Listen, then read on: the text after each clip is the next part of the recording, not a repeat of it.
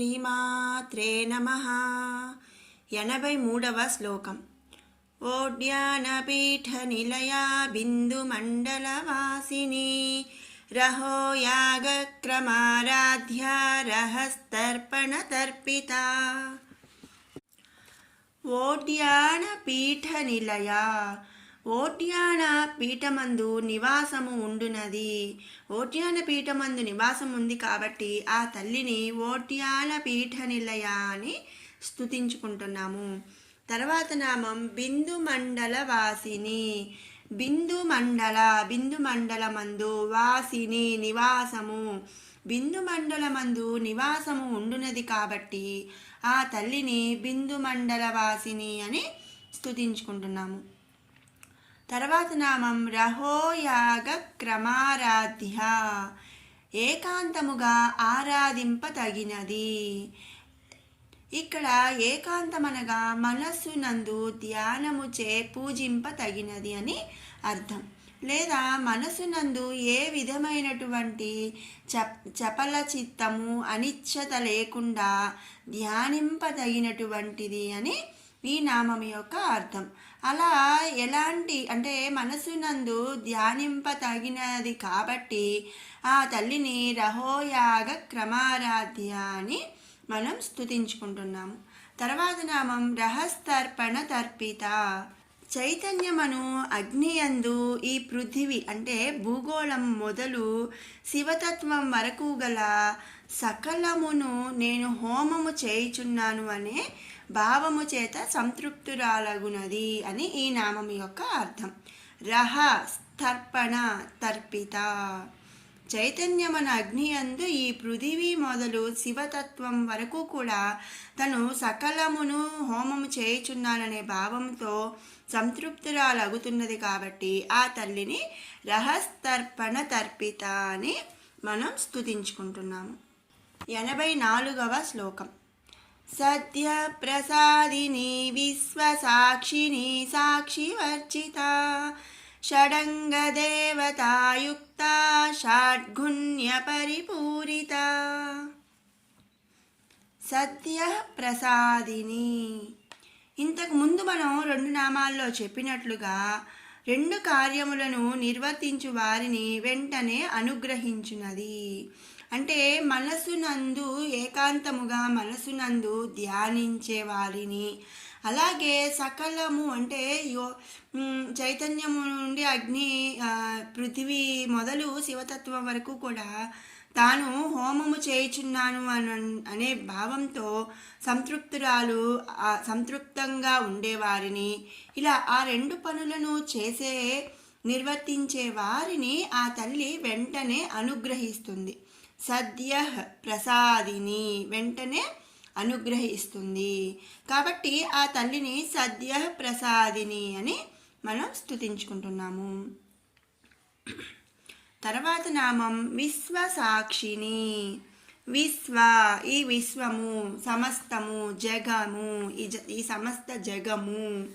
సాక్షిని సాక్షిభూతంగా, ఈ సమస్త జగమునకు సాక్షిభూతంగా నిలిచి ఉన్నట్టిది కాబట్టి ఈ తల్లిని విశ్వసాక్షిని అంటున్నాము.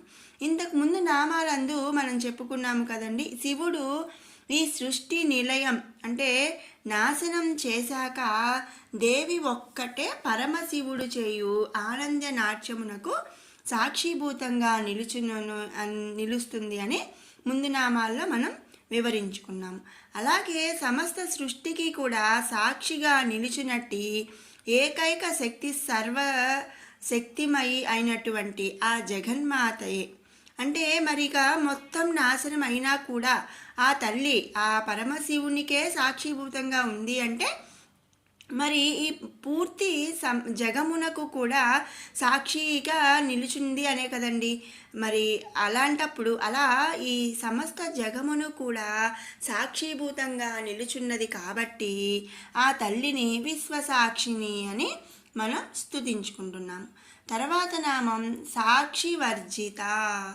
సాక్షిని వర్జించినట్టిది, సాక్షి రహితమైనటువంటిది. అంటే తనకు తానే తప్ప మరి ఇంకెవరు సాక్షి లేనట్టిది.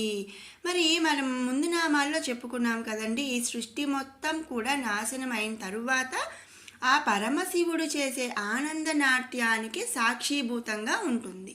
మరి తనకన్నా ముందే ఇక ఈ విశ్వం నాశనం అయిపోయింది అంటే ఇక తన తర్వాత ఎవరు లేరు కాబట్టి తనకు సాక్షిభూతంగా అంటే సాక్షిగా మరి ఇంకెవరు లేరనమాట. తనకు తానే సాక్షి కాబట్టి అంటే సాక్షి వర్జిత, సాక్షి రహితమైనది కాబట్టి ఆ తల్లిని మనం సాక్షి వర్జిత అని స్తుతించుకుంటున్నాము.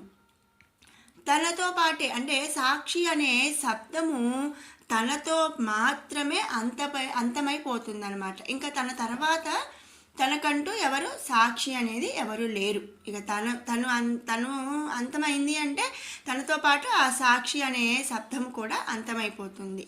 అలా సాక్షి రహితమైనది కాబట్టి ఆ తల్లిని సాక్షివర్జిత అని మనం స్తుతించుకుంటున్నాము.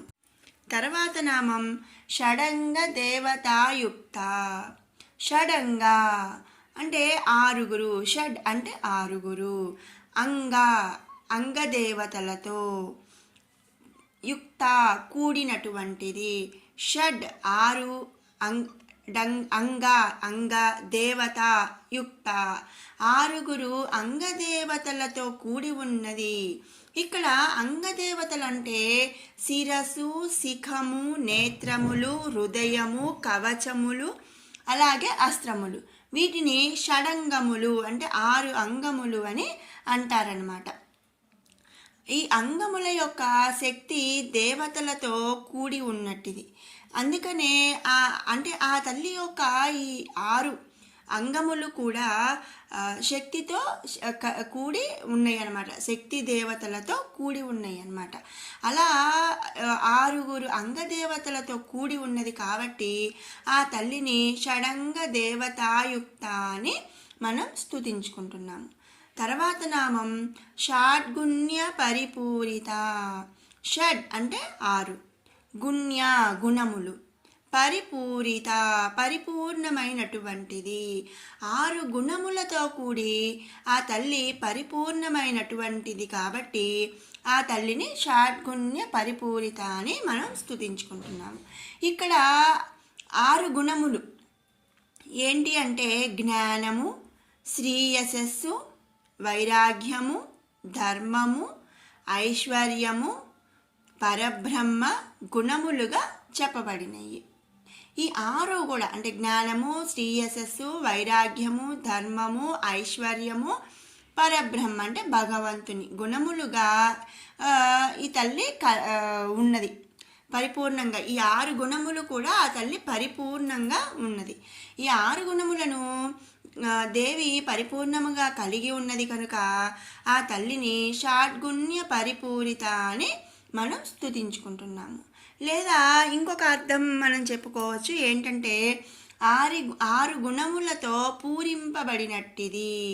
అంటే ఆ తల్లి ఈ 6 గుణములతో కలిపి పూరించడం అంటే నింపబడి ఉంది కాబట్టి ఆ తల్లిని షాడ్గుణ్య పరిపూరిత అనే నామంతో మనం స్తుతించుకుంటున్నాము. విన్నారు కదండి 83, 84 శ్లోకాల యొక్క అర్థాలు. ఇప్పుడు 81 నుంచి 84 వరకు కూడా 2 సార్లు పారాయణ చేసుకుందాము. ఓం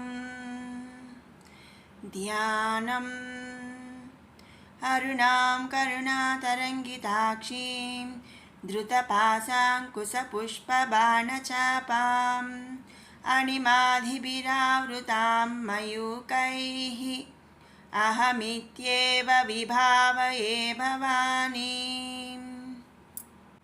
ధ్యాయేత్ పద్మాసనస్థాం వికసితవదనాం పద్మపత్రాయతాక్షీం హేమాభాం పీతవస్త్రాం కరకలితలసద్ధేమ పద్మాం వరాంగీం సర్వాలంకారయుక్తాం సకలమభయదాం భక్తనమ్రాం భవానీం శ్రీవిద్యాం శాంతమూర్తిం సకలసురనుతాం సర్వసంపత్ప్రదాత్రీం सकुङ्कुमविलेपनामलिकचुम्बिकस्तूरिकां समन्दहसितेक्षणां ससरचापपासाङ्कुशाम् अशेषजनमोहिनी मरुणमाल्यभूषोज्ज्वलाम् जपाकुसुमबासुरां जपविधौ स्मरेदम्बिकाम्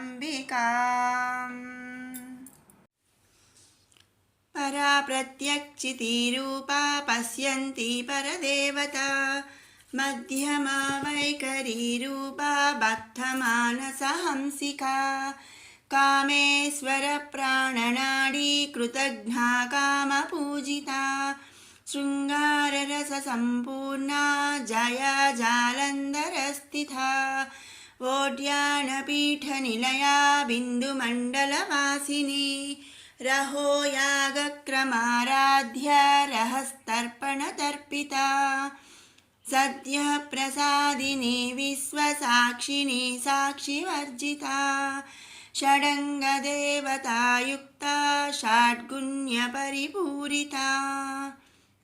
మరోమారు పారాయణ చేసుకుందాము.